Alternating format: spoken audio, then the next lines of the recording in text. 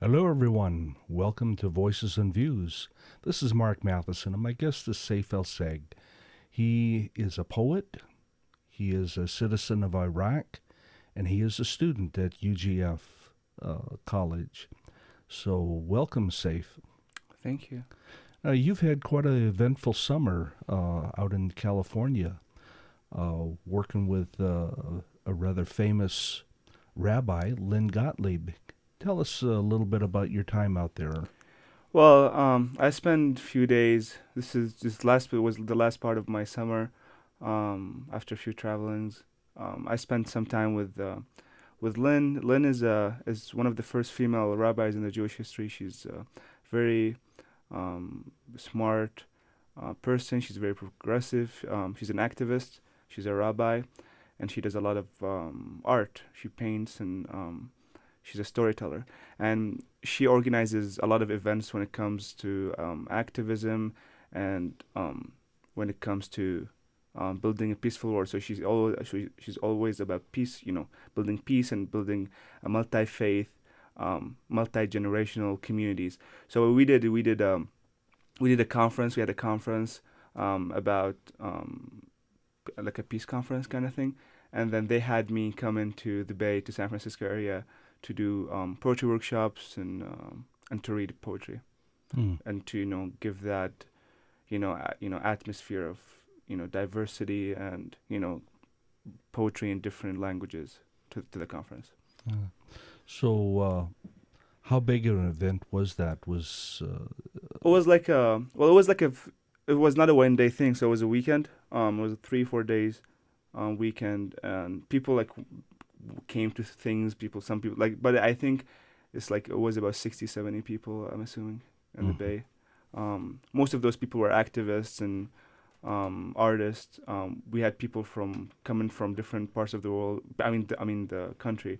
We had artists coming from Portland, I think, and then people from LA came to do arts and painting and music. Okay. So, what else did you do this summer out there Well, you mean in the Bay or i- just in general? in I general? I was traveling a little bit.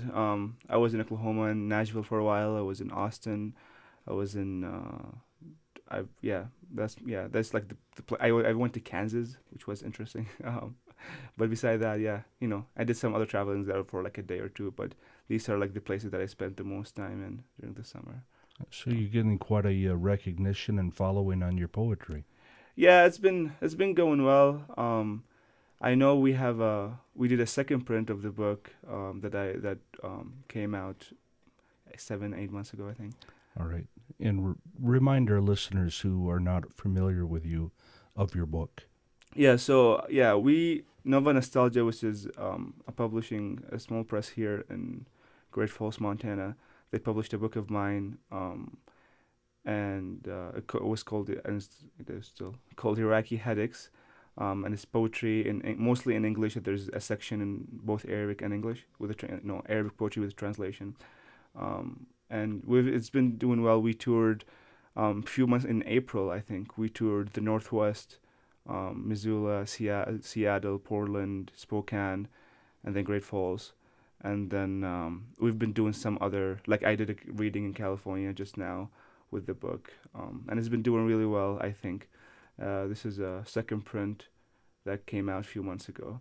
And yeah, it's been nice. And Nova Nostalgia just published another book by Tyson Habine. It's called Flesh, and which is a really cool book. It's photography and poetry, but it's like in an envelope, and you make your own book kind of thing. Like you take the photo, like it's not nothing attached. It's like two envelopes, and then you have all the photos and you have all the poems, and then you just choose whatever matches, whatever you think it matches. What I like about this publishing place, they're very creative. They don't do.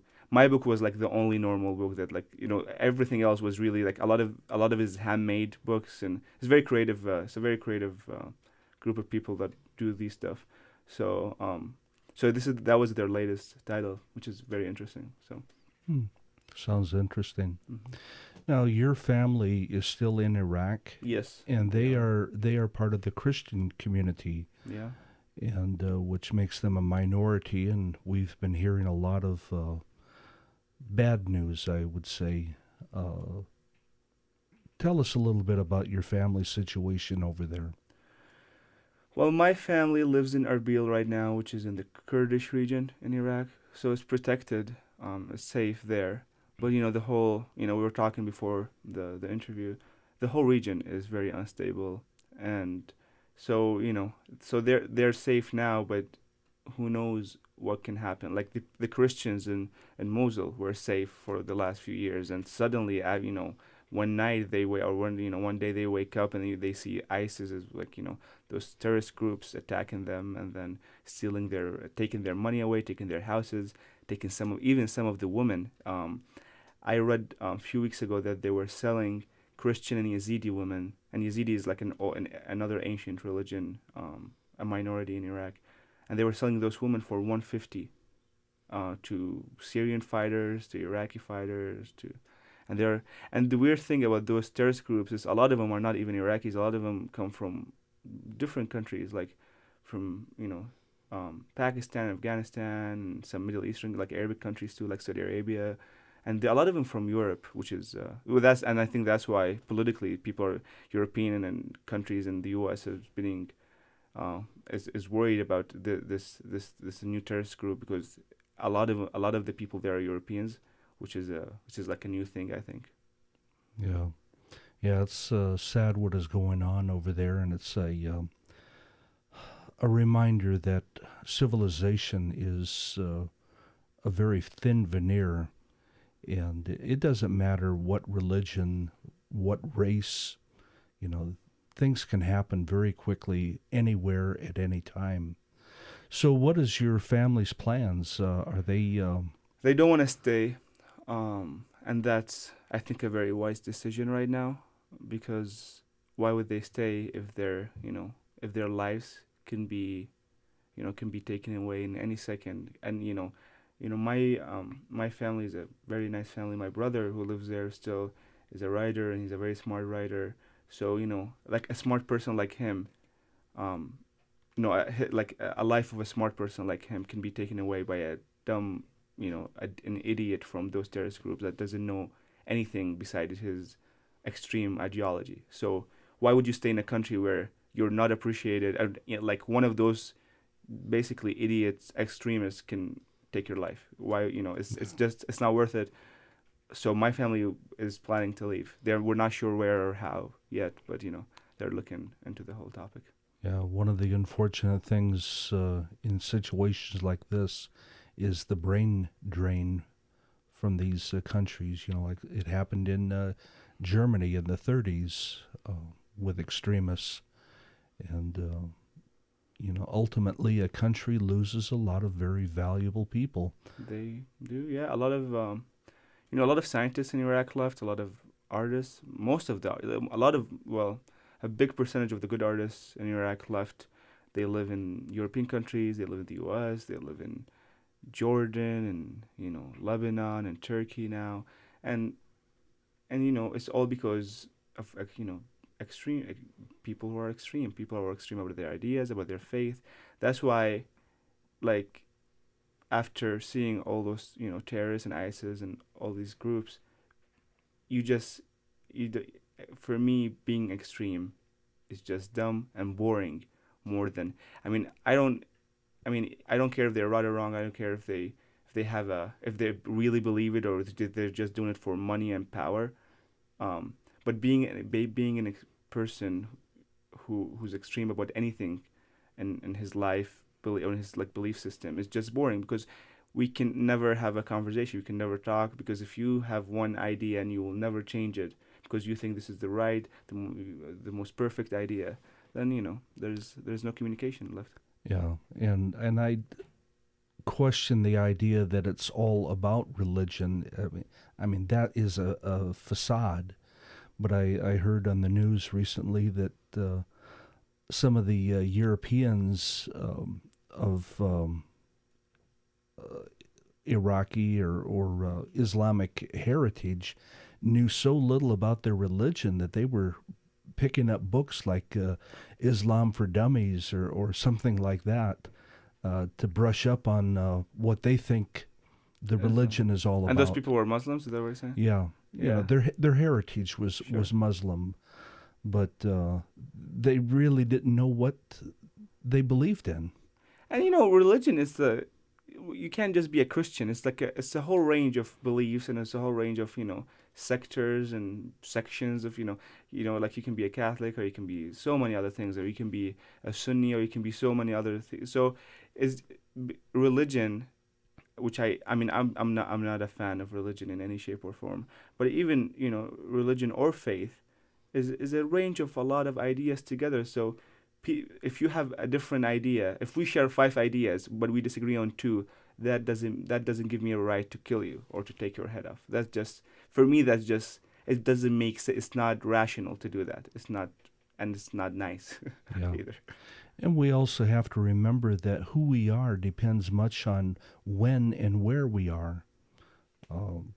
If we were born in a different century, we would have the attitudes and ideas of that century.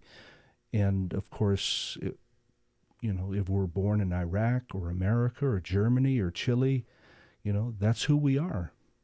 Yeah, and there are things that come with your culture and with where you were born and raised. There are different ideas that comes with just different behaviors that come with who you are, where were you born, what is your family, what is your country.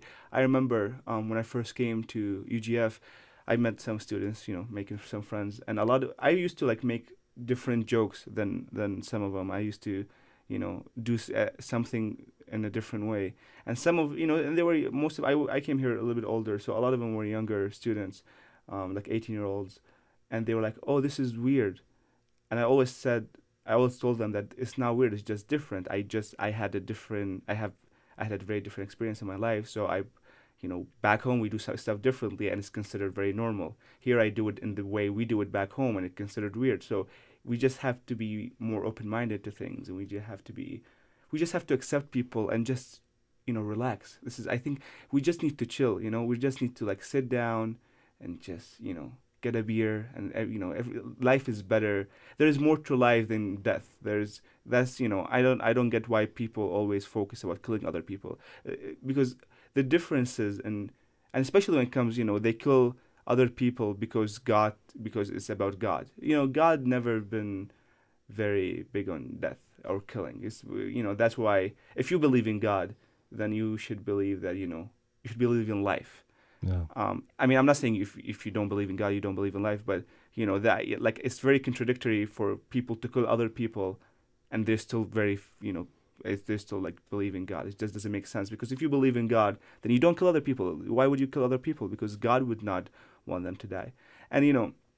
And back home they kill people because you're Shia or you're Sunni, which I don't get either, because they're the same religion. There are differences. I'm not an expert on Islam, but the differences between Sunnis and Shias are not huge. They're like Catholics and Protestants. yeah, basically. Yeah.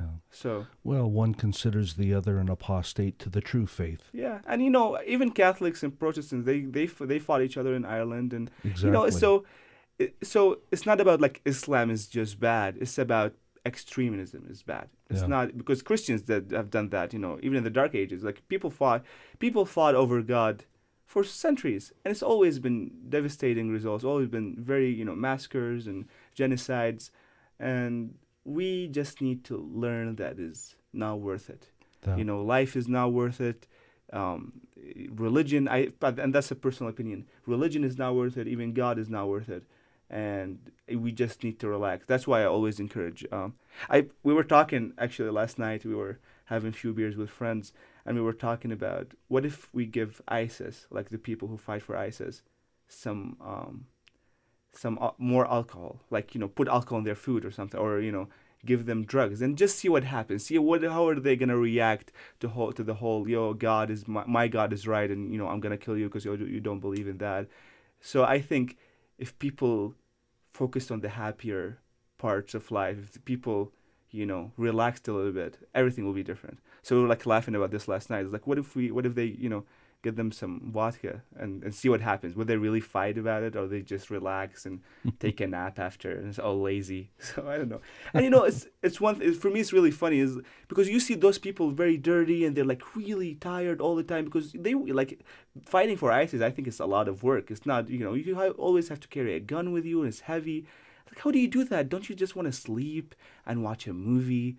And aren't you like, don't you get tired of all of this? You want to take a shower with like decent shampoo and decent soap that you like with it. I don't like. There are the good things in life that those people are missing. So Yeah. they're dumb. Well, like John Lennon said, give peace a chance. Yeah, and that's what we would think of. We should give some peace, some chance, and things Yeah. will be better. Yeah, they will be. So, you've got some new poetry Yeah. since Iraqi Headaches came out.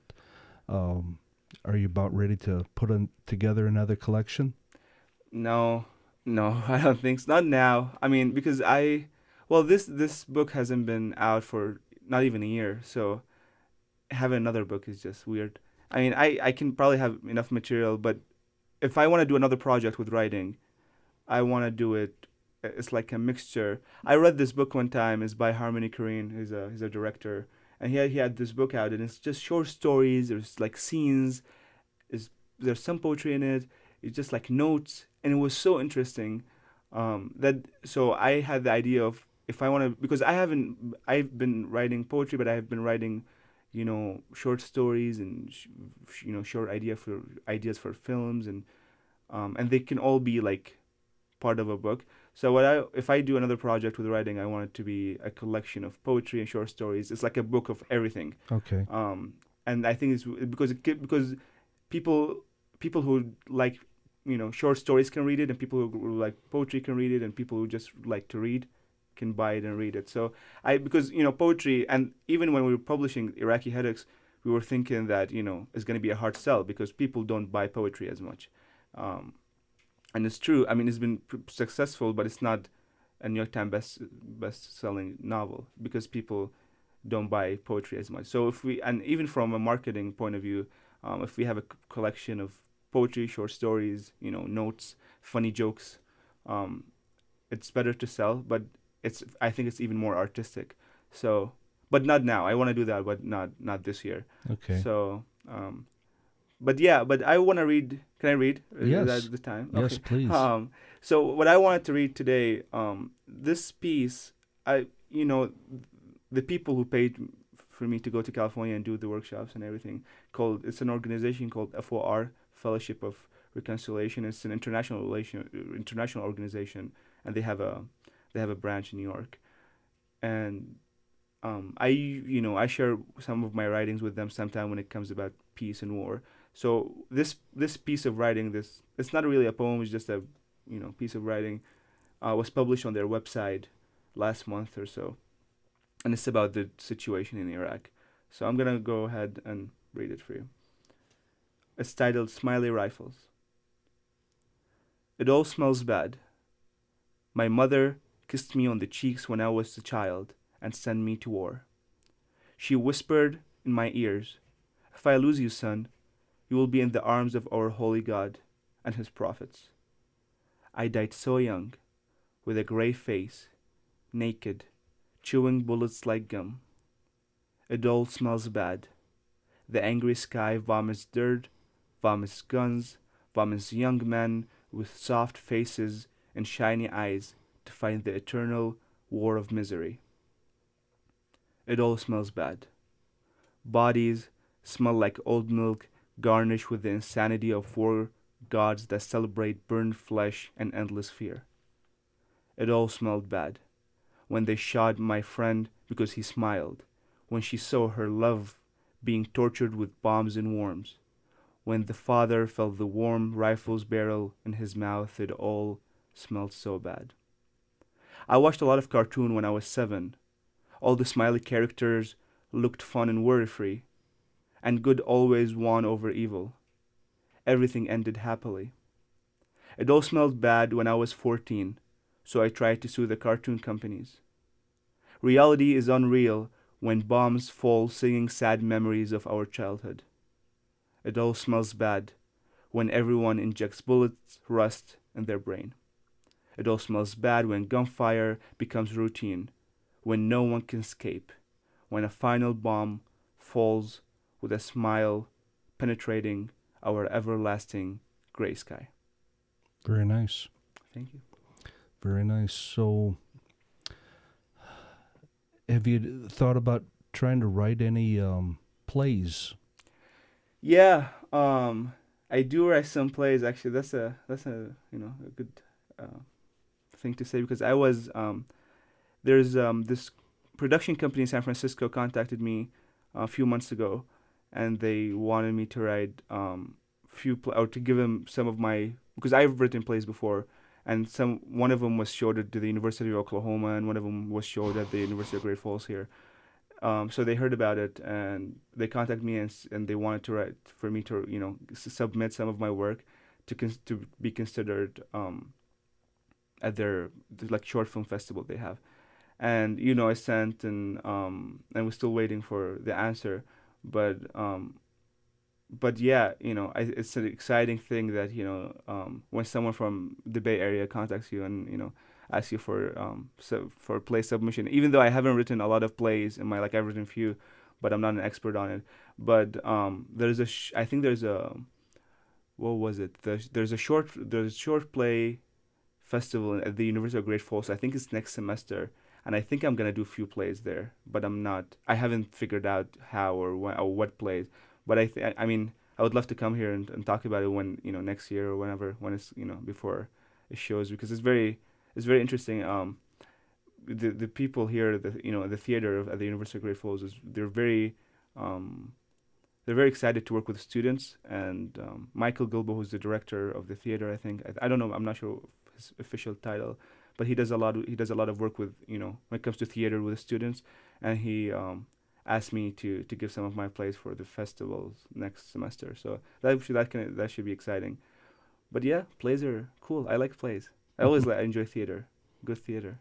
Yeah. Well, we look forward to hearing that aspect of your creativity. Thank you.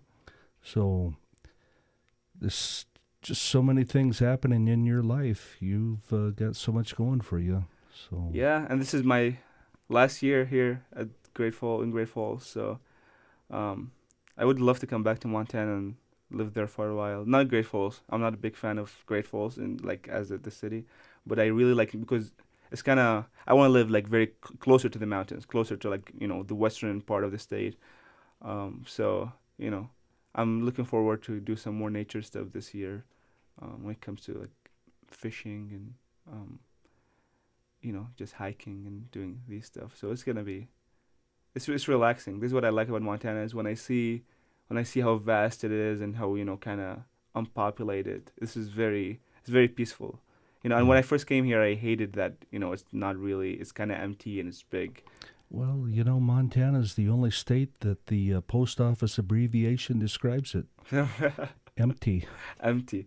And, it's, when I first came here, I didn't like it, but after, it kind of grew on me. Now, it's my last year, this is my 4th year here, and I really like Montana. It's just so beautiful and so peaceful. Because even when I go to the Bay, the Bay is such a nice place, such a nice area. San Francisco and Berkeley and Oakland, all these places. But still, it's too crowded. You come here, and it's just you don't hear a lot of cars or trains. It's becoming like a luxury. When you go to an empty place and a peaceful place. Because nowadays, wherever you go is very crowded, and it's probably going to even get worse in the next 10, 20, 30 years.